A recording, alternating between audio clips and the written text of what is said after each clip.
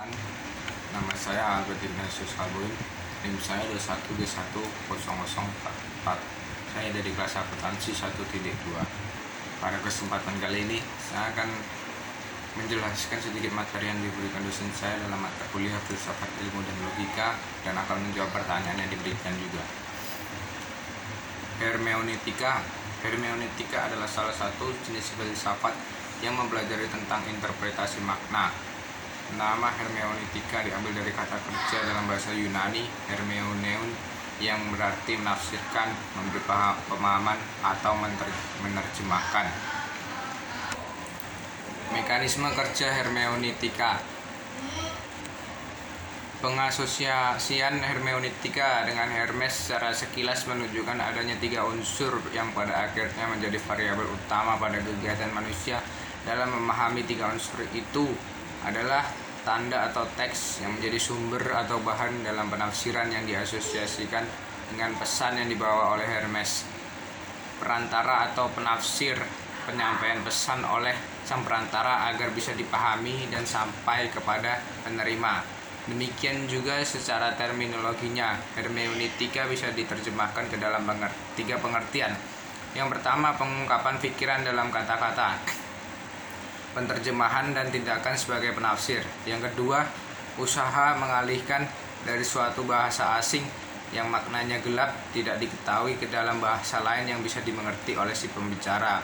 Yang ketiga, pemindahan ungkapan pikiran yang kurang jelas diubah menjadi bentuk ungkapan yang lebih jelas.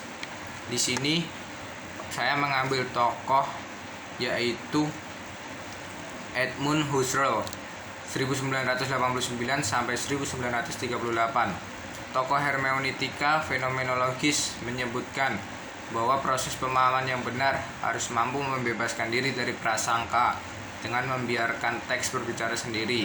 Oleh sebab itu, menafsirkan sebuah teks berarti secara metodologis mengisolasikan teks dari semua hal yang tidak ada hubungannya, termasuk bias-bias subjek penafsir, dan membiarkannya mengomunikasikan maknanya sendiri pada subjek. Tujuan mempelajari hermeneutika supaya kita dapat lebih jernih dalam memahami dan menjelaskan, lebih objektif dan bisa diterima. Ada tokoh yang pertama yaitu Plato dan Aristoteles, mengatakan bahwa setiap orang mempunyai cara untuk memahami dan menjelaskan. Yang kedua, Schleiermacher, jika manusia mau menafsirkan sesuatu harusnya objektif. Yang ketiga, Wilhelm Dietl, banyak orang yang menafsirkan secara berbeda.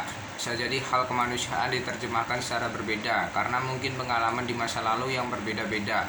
Pemahaman manusia baik memahami maupun menjelaskan pastinya mempunyai perbedaan, karena setiap orang mempunyai pengalaman a priori dan a posterior yang berbeda. Ilmu tidak bisa disamakan dengan ilmu kemanusiaan, seni, dan sebagainya. Yang keempat, Habermas, tafsiran yang berbeda bisa saja saling berkembang. Selanjutnya saya akan menjawab pertanyaan yang diberikan dosen saya. Pertanyaan yang pertama, cinta itu nyata atau tidak? Menurut saya cinta itu nyata. Kenapa bisa begitu? Memang cinta itu tidak dapat diproyeksikan secara visual, tapi cinta itu dapat dirasakan sendiri. Bukti cinta itu nyata ialah kasih sayang orang tua kepada kita. Yang kedua, apa indikator cinta yang nyata dan tidak nyata? Indikator cinta yang nyata yaitu pengorbanan diri, komunikasi yang baik, dan kasih sayang yang tulus.